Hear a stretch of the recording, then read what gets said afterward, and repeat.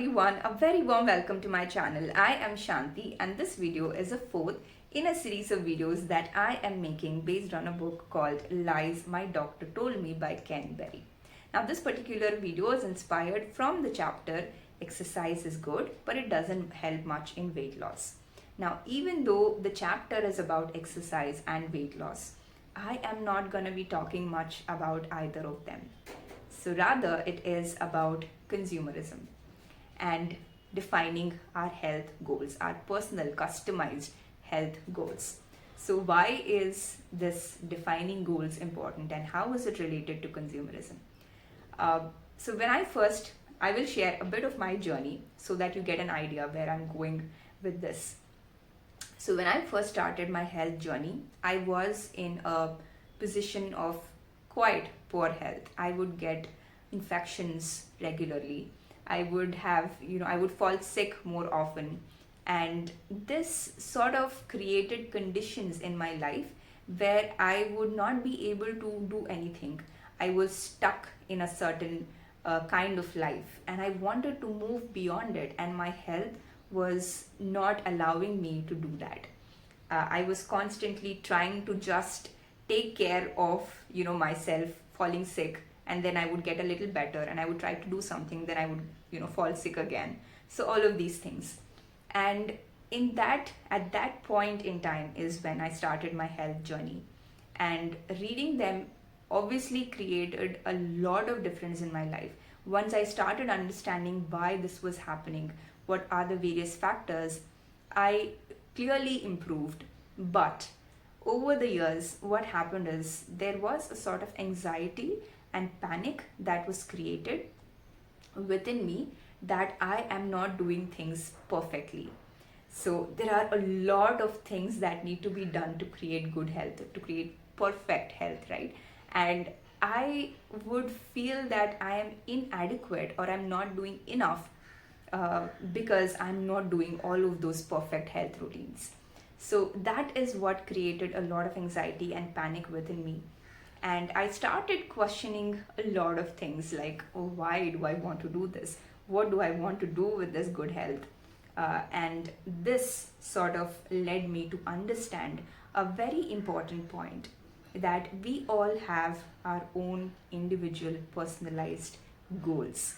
So we all want, like for example, let's say that you are a sports person, then you need to have a health which allows you to perform well in your sports, right? You need to have endurance, you need to have strength, and you need to have that mindset, that inner strength wherein when you are playing that game, you are running a race, then you need to have that focus at that point in time, a peak performance at that point in time. So that is something that you need that is your goal for your health journey. You need to be able to do that. In contrast, let's say you are an entrepreneur, then you're like the boss. You need to have a lot of things that you need to take care of, multiple things. It gets overwhelming. So how is it that you can shuffle between all of these different things and maintain your sanity, right? So then that will require a different set of goals. Let's say you are a scientist or someone who studies a lot, then you're sitting for a long period of time, you're looking into the books or maybe into the screens. So that is bound to create a sort of depression maybe, and even some problems with circadian rhythm because you are watching the screen for a long period of time. So how do you change certain habits so that your quality of life is not affected because of this long hours of studying and watching the screen and such? So everybody has different goals depending on what we want to do with our life. So once you get out of the ill health, you need to figure out, what do you want to do with your good health? What do you want to thrive for, right? So surviving is one thing and thriving is another thing. So that is why it is very, very important to understand what are your personal goals. So this will create a sense of peace within you. Okay, so this much is enough for me. I don't need to, be so good at something. I don't need to, run for so long. I don't need to lift such, huge weights. or I don't need to have a perfectly flat tummy, or six packs or biceps and all of that. So that's what this setting a personal goal will do for you. A few of the traps that I have seen is in personally in my life is, first thing, with respect to the health bloggers. So they will talk about all the circadian rhythms. For example, there is this particular thing that when it is evening, then you need to have orange lights, because that will help with your circadian rhythm. If there are white lights, then your circadian rhythm is a little disturbed. And when I was living in a rented house, it was a little difficult for me to change all of the lights to orange, and that created a lot of panic and inadequacy and unhappiness. That this is not happy, this life is not good at all, and that's not a good thing. So you need to be able to do what you can do at that point in time. All right, so just because you're not doing all of them doesn't mean that you're gonna fall sick, that you're gonna be very unhealthy. So that is one thing that I have seen, to not follow all of the things that health bloggers tell you to do. And second thing that I've observed is, with respect to fitness standards, with someone who's not on the same plane of your existence. So let's say if you are a middle class person, then the things that you are doing may not be completely accessible to someone from a lower class, from a lower income family. And similarly, when you are a middle class person, someone who's very rich will have certain standards which you will not probably be able to afford or access. And the thing is, you don't need to. All right, so everybody lives in a different plane. But since a lot of bloggers in India, mostly they are from a richer class, and there is this thing that how do celebrities earn, right? So it is mostly through advertisement, through sponsorship. So someone sponsors their product through the celebrities, and so they will advertise, talk about it. So I don't want to create a controversy with respect to this point, but it is true that we need to understand that celebrities are just doing their job, endorsing certain companies, be it with respect to skincare, be it with respect to supplements, or be it with respect to certain kinds of foods. All right, companies, processed foods and all, and with respect to gym and yoga studios or whatever it is. So they are going to endorse certain things, and that's their job. And we need to understand for ourselves as to whether or not this is truly required for us. And in the book, in fact, the author talks about how exercise is made to feel like a prerequisite in order to reduce your weight. But in the name of creating this compulsory thing with working out, you are sold a lot of equipment, your attire. You need to have certain clothes to go to the gym, and you need to have certain shoes, and you have this healthy foods packaged as healthy foods like granola bars and all. They have a lot of sugar, but they are packaged as very healthy, high protein foods and all. And so he talks about all of this consumerism things that are present in the fitness industries, and he talks about how it is not really important to exercise, but rather to be physically active, to play, to just be very, very active. And that's more important than, don't think that exercise is the only way. So if you don't like it also, you will have to do exercise.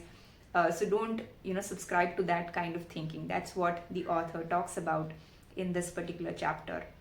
So these are all the various trends, consumerism trends that we see in the current media, and we need to be aware of all of them.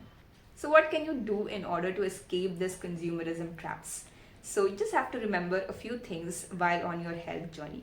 The very first thing is to create a customized, personalized health vision for yourself. So why do you want to create good health? You should ask yourself this. So this becomes a very philosophical question, because you need to understand what it is that you need to do in your life. What is it that you want to do in your life? And then you can think about what is the kind of health that you can create in order to pursue that goal, that bigger vision in your life. Ikigai, we call it, right? So you need to ask yourself, spend some time thinking about this. The second thing that you have to remember is to surround yourself with people who are, on a similar journey if possible. And if it's not possible, like around you, if there are not people like that, then you need to be very careful about the kind of people that you follow on social media. So if you are following a lot of people who are creating this panic that you should do this, you should do that, otherwise this will happen, otherwise that will happen, then that's creating a lot of panic, right? So you need to follow the right kind of people in order to create that safe space for you to build a better health. The third thing is, do not over consume content. So it becomes very easy to just keep watching content. Maybe it will help you initially, but eventually you will have to cut down on the amount of content that you're consuming, because the more you keep thinking about the same thing, the more your life becomes just about that, and you stop seeing what are the other areas in life that are required. All right, so do not over consume. This creates a, even if the particular health content creator is creating content which is not creating panic, if you see them over and over and over again, it will create panic within you. So you need to ensure that you are not over consuming content. Take some time off, spend some time alone, spend some time in the nature, do some activities which allow you to be in the flow sort of mindfulness and meditative things. So that is going to help you in your health journey. So the fourth thing is to educate yourself properly. So this is very important. It is very easy to mistake what we learn from social media as education, because we are getting to know a lot of things. But what happens is you understand only chunks of information from social media. All right. So if you're not able to create a meaningful connection between these chunks of information, if you will not get the whole picture. And when you don't get the whole picture, it's sort of like a half-baked data, right? So yes, you're getting to know a lot of things. It is important. It is helping you a lot. But at the same time, you need to back it up with proper long-form learning through books or through courses. Anything that you feel are comfortable with, some form of long-form learning. So educate yourself properly so that you will get a clearer picture, and that's how you can better save yourself from consumerism traps. So these are a few points that you can remember, and at this point, before ending the video, I want to give a health blogger recommendation.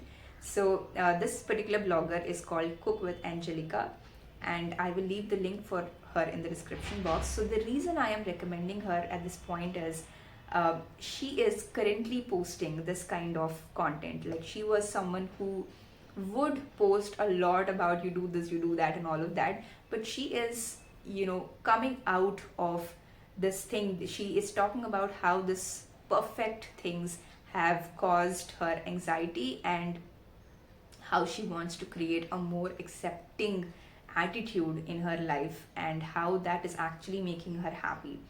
So that is all for this video. If you did like it, don't forget to like, share, subscribe, comment, and check out the other videos in this series, and stay tuned for more.